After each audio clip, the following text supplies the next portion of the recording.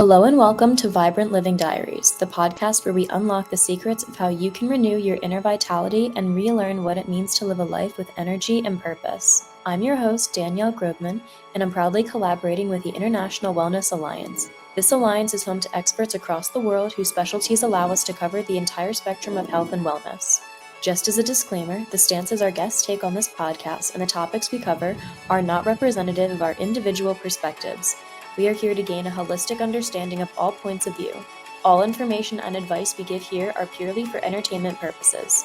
If you're planning on making any lifestyle and/or health changes based on what we cover here, please consult with your main medical wellness practitioner to find the best next steps for you to take on your wellness journey. Today we welcome Bill Phillips, an expert in NLP, peacemaking, and conflict resolution with a focus on the Middle East. In this episode, Bill brings his insights into the conversations he's had with Palestinian peace activists and Jewish rabbis for a meaning dialogue about the conflict about what's been done to foster peace. Today's episode is emotionally charged by nature, so we encourage you to listen with discretion. It is a short yet powerful discussion, and we hope you enjoy. So without further ado, hi Bill, thanks for joining us today. Thank you for inviting me. The last we spoke, you mentioned that you were involved in a lot of different peacemaking kind of opportunities looking to resolve peace in the Middle East. And I was really interested in hearing a little bit more about this, given the conflict that's going on and how there's so much emotional tension on both sides. Can you tell me a little bit about your take on this, the whole situation, and your kind of role in bringing about peace with this initiative? I'm involved with an American group called the Middle East Peace Civic Forum. Basically, they bring together some Palestinians, some Israelis to have conversations about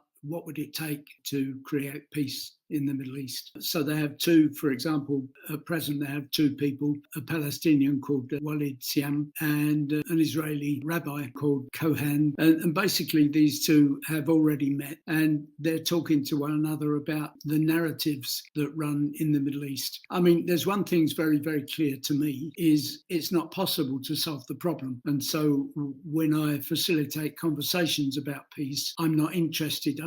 There's no point in talking about the problem itself. What I'm interested in doing is bringing people together to speak to one another and to listen to one another more than anything else, because I know that the solution will come from the individuals concerned, not from the large-scale peacemaking activities. I don't know if that makes any sense. Yeah, in it's the people and not the problem, because the problem is too big. You know, there are far too many narratives and stories and histories running for anyone to be intelligent enough to bring it all together, to be honest. It is a really long, and I mean, it doesn't just go back from yesterday. This has been bubbling and brewing for quite a long time. You're getting perspectives from both ends, both parties. What have been some of the most profound things that you've heard from either side that have made you reevaluate, I guess, how you view the conflict and how you view what you're going to do about it? I don't really take any notice of what they're talking about. This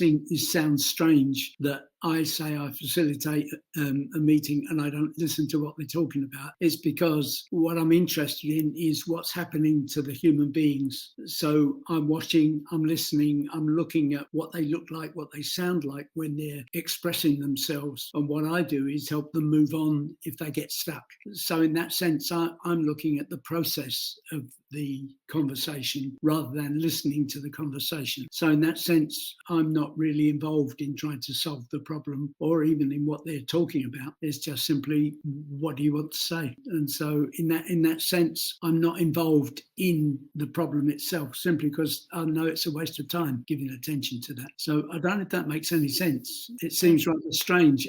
In fact, I listened to the first conversation that we had a couple of months ago, and when I listened to it, to the recording, then I heard what was said, and only then.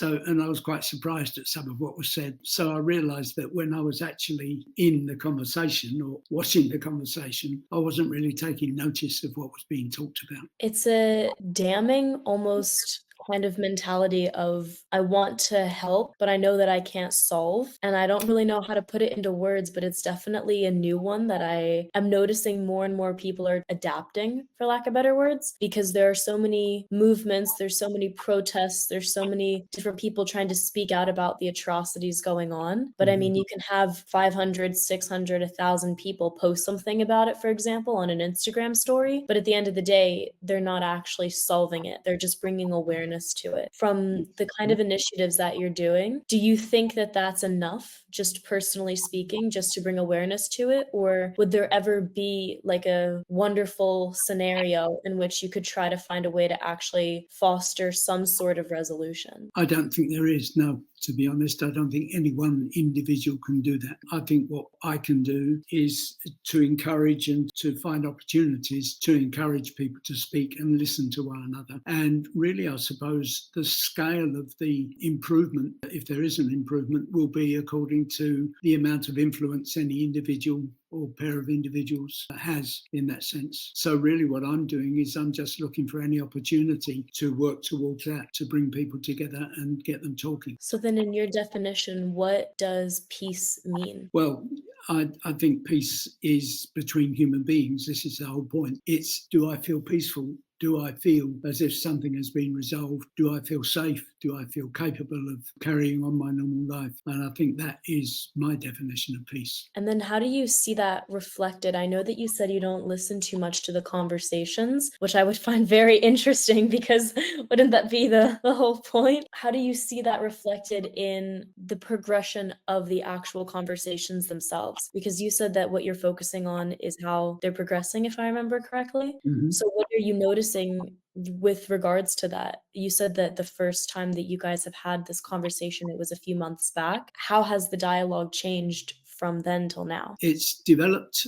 I mean, they started talking about the differing narratives. What they were saying was Palestinians have one narrative, that them over there are all murderers and wicked, terrible people. And of course, the Israelis say the very same about the others. And the thing about it is it's a generalized, it's them unspecified, just them, and they're all the same in their eyes. And so there are these narratives, both of which contain some truth, also which contains a definition of the other as evil. And this is the problem, is the only way that that can be dealt with is to get them talking to one another and realizing it isn't evil, it's just different. And if they can learn to accept and respect the differences, then they have some chance of feeling peace. And this is the point. And so these two people have been first talking about these different stories that are being told by both sides, but then realizing it isn't just two sides, because you've got the Americans involved, you've got the Iranians involved, you've got Hamas involved, you've got Hezbollah involved, you've got everyone involved, all with different narratives. And the difficulty is, how do you bring them all together so that it can be a generalized peace? And to be honest, I don't see how that's possible unless you get people at an elevated position that is elevated in society, in terms of politicians speaking and deciding that they will change the way they're dealing with things. And if that doesn't happen, then nothing will happen. That's how I really like what you said when you said it's not evil, it's just different. What is evil then? What does that look like? And how can you distinguish it from just different? Evil means when you're killing and murdering and raping and horrifying people, that you're doing it deliberately with an intention to make them suffer for your own benefit, if you like. And I mean, evil could be on a range of things, from, just a light kind of aggression to a heavy aggression. That's how I consign evil. But I don't subscribe to it, simply because if I think about evil and I consider evil, then I'm falling into the same situation as them. And so I have to remain aloof from it. I understand that. It's also very curious to me because on both sides, there's been wrongdoing from the other. And I think there's no denying that it's not just one group of people that is completely in the wrong and one group of people that is completely in the right. I think there's just blurred lines and evil doing on both ends. But when I say evil and when you say evil, someone else could think, no, it's justified. So it's not us murdering and killing and raping for the pure goal of, I don't like these people and I want them to suffer for my own benefit. It could be these people hurt my family first, so now I'm getting revenge. And then for most cultures, that would be seen as justified. So it's a bit Machiavellian in nature, but it's like if I was wronged and if someone did something so heinous to my people and to my culture, and I have the chance to right that wrong, for lack of better words, then why wouldn't I take it? And for them, that's not evil, but for the rest of the world, it could be construed as evil. So I think that's why I was asking, because we've come to a point in time where there's so much emotion on both sides that you can't say one person is pure, one person's evil. Everyone has a little bit of both in them, and it's trying to decipher, how did that get there? How did it manifest? And how can we settle it so we can at least try to understand why and bring it to a more peaceful resolution? The problem with reasoning of any kind is it's reasonable. And so that's the point. You've got two groups of people, if you like, mainly two, but actually there are many groups, which are being done wrong, if you like. They're saying, that the other side have harmed my family, have harmed me. They're making it impossible for me to live a peaceful life, and therefore they need to be punished for it. But the trouble is, all the time that kind of thinking is going on from any quarter at all, then there's no room for peace, because they want revenge. And so that's the point. It's almost like you have to say, whatever's happened has happened. What are we going to do from now on? If you've been harming my people and my people have been harming your people, then how are we going to resolve it? How are we going to bring peace? And bringing peace means letting go of the past. And the past can be 10 minutes ago. It can be 5 minutes ago. It can be 1 minute ago. That's the past, because it's gone now. And that takes a very special kind of thinking, an almost impossible kind of thinking, really. But if it isn't achieved, then peace can't be achieved either, because there'll always be someone saying, yes, but, continuing the fight, so to speak. So it needs people to come together and say, we want to stop it. How are we going to do that? And if they don't do that, then there is no hope. I want to understand how you got into this in the first place, because I think that this is a very emotionally charged, I guess you can say, path to take in life. And this, I'm sure, isn't something that you've dreamed about since you were, a little kid doing. How did you find yourself to be in this position where you can facilitate these kinds of discussions and, just kind of moving forward from there? Well, as you probably know, I'm trained in Neurolinguistic programming, NLP, which is, if you like, on the simplest, on the surface, it's a form of communication, how we communicate with ourselves and other people. I've been looking recently, in recent years, to how can I best apply those skills? In what arena could I apply those skills to have the greatest effect? And really, I settled on this idea of bringing people together, because I've had experience in the past, like in the past 30, 40 years, several times of working to bring peace to people. So, for example, I've been involved with individuals at work who are in a position where they just can't work together, or they're at one another's throats. And I've been brought in to see if I could bring them to agreement and peace, for example. I've been in organisations like the Red Cross, for example, where there have been teams that have got a really important job to do in disaster relief and peacemaking, who were at war, who needed someone to go in and say, look, what's going on? How can this be settled so that instead of fighting one another, you can agree, because the organisation needs you to agree. So I've been involved in several situations like that, where I've managed to solve what other people thought was an impossible situation. And so that's what gives me the experience, if you like, of working with people who are in conflict, who are saying the others are doing this and the others are doing that, and they need to stop, and so on. And I've managed to bring them to a point where they agree to let the past go and move on. So it's through that kind of work. And for the people that are listening that maybe aren't as aware of what neurolinguistic programming is, because it's an emerging topic, but I don't think it's as well known as it should be, could you maybe touch on a little bit about, you said that it's how we communicate with each other, but can you go a bit deeper? What does it mean when I look up and to the left? What does it mean if someone keeps, scratching the back of their ear? What does it mean if there's a lot of stuttering versus none, too much eye contact versus not enough? I know that's not linguistic in nature, but what does it mean when you have all of these nonverbal forms of communication playing along with the actual verbal? All of the information that I think, in order to tell you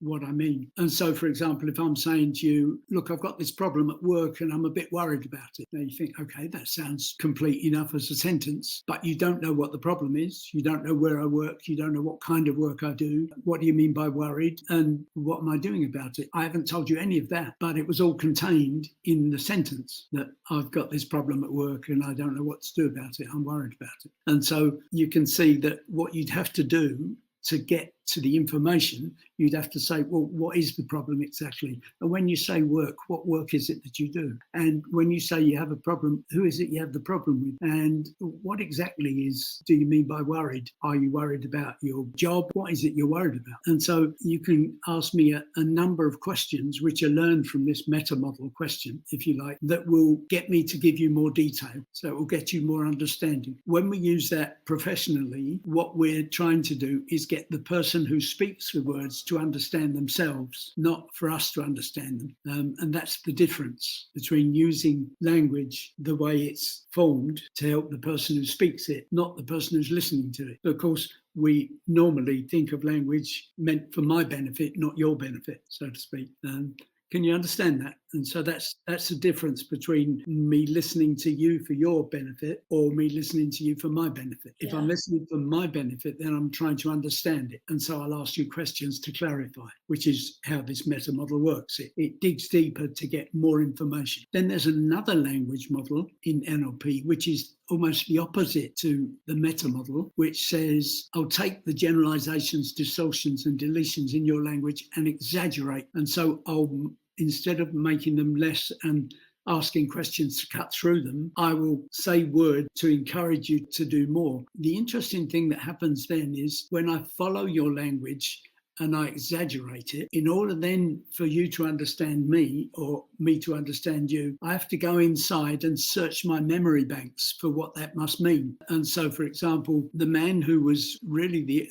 master of this kind of language was called Milton Erickson. He was a hypnotist and psychiatrist. He died in 1981. He would use ambiguity. So he would say, look, I'm not going to talk to you as a doctor. I'm going to talk to you as a psychiatrist, or I'm going to talk to you as a therapist. Now, think about what that means. I'm going to talk to you as a psychiatrist. Does it mean I'm the psychiatrist or you're the psychiatrist? You get it? You're the psychiatrist, I would assume. But that's all you can do is assume. And so Milton Erickson would deliberately speak to people in that form so that they had to work out, they had to go inside their head and do a search for their memory banks to think, what does he mean? Does he mean me or does he mean him? And while they're doing that, they're going into a trance. So you can put people in trance with language by using language that is unspecified.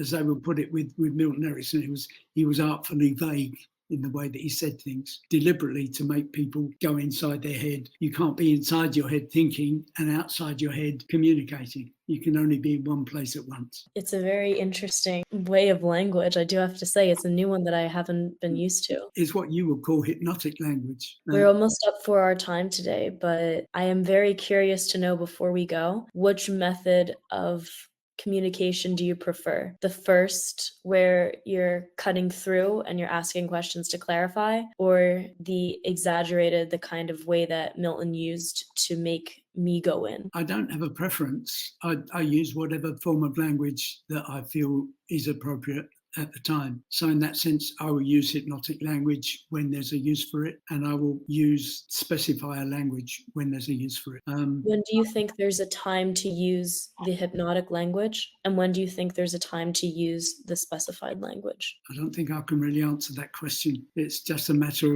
of what we're talking about, who we're talking to, and what's going on at the time. So I will use hypnotic language to persuade somebody to think in a certain direction or to think in a certain way. And then I might use specifying language to get to what they mean by what they just said. And so really it's a combination. That's the point of learning NLP, is that you learn how these languages interact, if you like, and you choose whatever seems appropriate at the time. And so what you're developing with NLP is flexibility of thinking. And of course, you're also increasing your intelligence, because you're having to use this flexibility when you're speaking. And flexibility really is more intelligence, a more intelligent use of language, the use that most people make of it. I wanted to thank you very much for coming on and for speaking on all of these topics with us today. For those who are interested in learning a little bit more about your work or just diving more into peace, where can they find you? Well, I have a LinkedIn profile, Bill Phillips, NLP. So that's probably the best place to find me. Well, thank you very much for your time and your insights today, Bill. This has been very, very interesting. Okay, well, I hope so. Thank you, Danielle. And that wraps up today's episode of Vibrant Living Diaries. It's been an absolute pleasure having you with us. A huge thank you to our guest for sharing your expertise and to the International Wellness Alliance for making this all possible. And we hope that you've been inspired to take the next step forward in your own wellness journey.